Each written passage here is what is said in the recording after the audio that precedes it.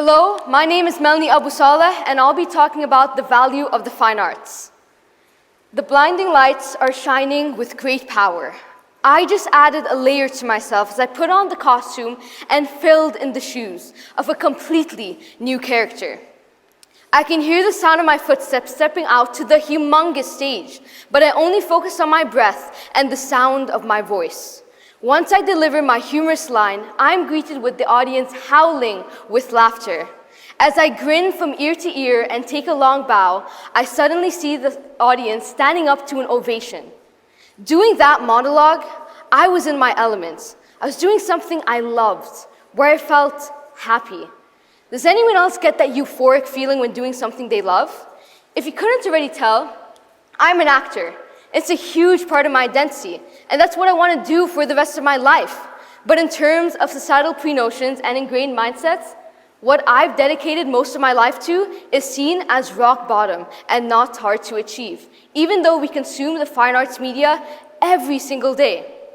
Part of the journey is the end, but the most satisfying things about journeys are the ways we get there, especially when the journey itself is art. The arts date back to the ancient times, in the forums of ancient Greece, where comedy and tragedy plays were seen, and to the Stone Age, where humans expressed themselves through the arts. We have seen the arts develop from just on stage, performed once, to being brought internationally, on television, broadcasted to the whole world. When humans demonstrated interest in acting, they were faced with backlash and hate, as it was seen as something bad. For reference, when Shakespeare started focusing on the arts, the authorities in England decided to ban them, as they were seen as something bad, a distraction to reality and mixing fiction with reality. Although nowadays authority does not go to the extent to ban the arts worldwide, this cynical stereotype of the arts and people pursuing them are still seen throughout every generation. Theater is a huge part of history's culture, nation traditions, and individuals. We have seen it with our own eyes. Actors and film influence our lives every single day. Fashion, trends, the way we communicate, the way we talk. The arts impact our decisions and make our identities, whether we recognize it or not. We are all impacted by them. In the world we live in today, us consumers feed off of the energy and media presented by the arts. TV shows, movies, plays, music, we watch and listen to them every single day, base our entire personalities on certain characters. We become obsessed. We acknowledge their hard work, but do they ever realize that all these actors and musicians that they adore and worship are just theater kids that they never took seriously in high school? Whenever I watch TV, I think, why are my peers so supportive of all these actors and musicians, but do not understand my passion and my joy I get from being like those actors? Why do we only support the end goal of things rather than the journey as a whole? Think about that for a second.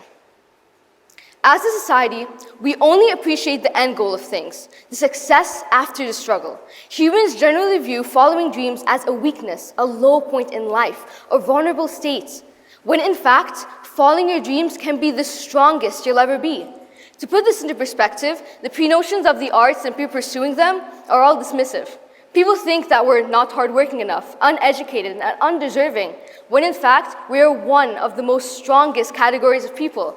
We have learned from a young age that the judgment of others aren't important. We have learned that it's enough to be brave and courageous.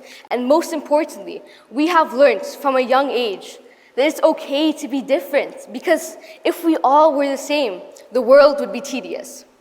The hard work of the arts are never appreciated nearly enough. The rejection, the mental and physical aspects of our work are never seen. Funny story, actually.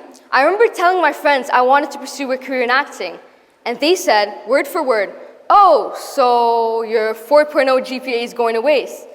But if I said any other career, they would have filled me with words of love and encouragement, and I know that for a fact.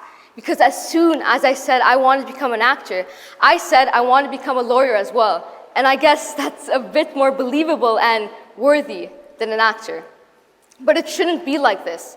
We should love upcoming actors as we love A-list celebrities. We should give the same attention to plays as we do Broadway. Although we consume the fine arts media every single day, we do not support the backbone. All in all, the fine arts are one of the most important things in life. Its joys and lessons it brings to all are irreplaceable and unique.